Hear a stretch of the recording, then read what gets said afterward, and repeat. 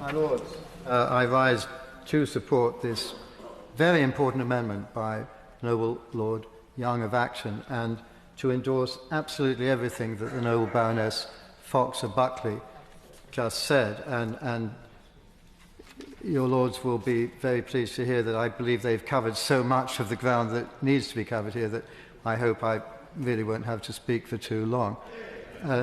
Thank you kindly. My Lords, just to pick up and tease out one or two of the truly important aspects of what the Noble Lord and the Noble Baroness have said.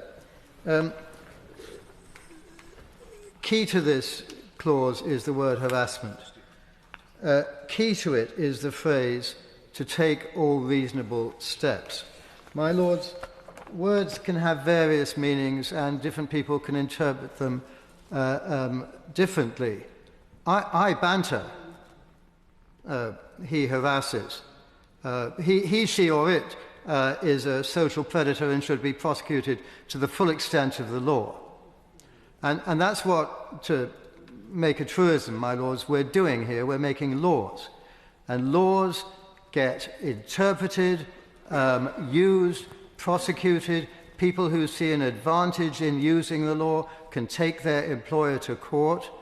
And we have yet more things being banned, more opportunity, as the Noble Baroness said, for lawfare, more opportunity to shut down our national life.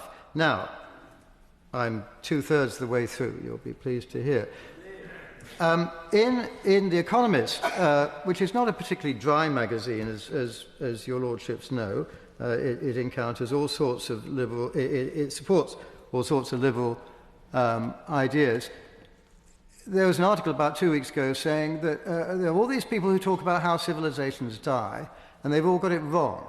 There's one thing that is common to civilizations that die, whether it's the Song dynasty in 1200, whether it's the Venetians at a not dissimilar time, the Romans, whoever. Why did they have a tremendously successful society that over a number of years collapsed?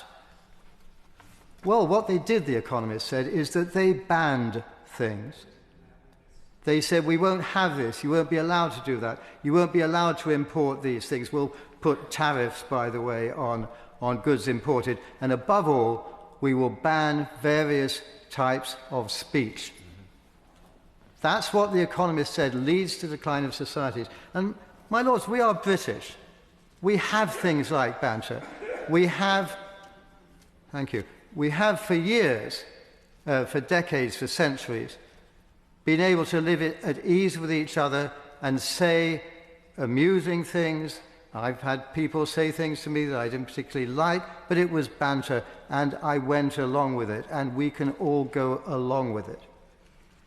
If we, my Lords, insist on closing down, shutting down the most harmless kinds of remarks, which courts will interpret as being justiciable within the framework of this clause, then we risk going further down the path that The Economist warned against. And so, my Lords, I plead with you all in the most kind way, think very hard about this amendment and please vote for it, because it's not trivial, it's very important.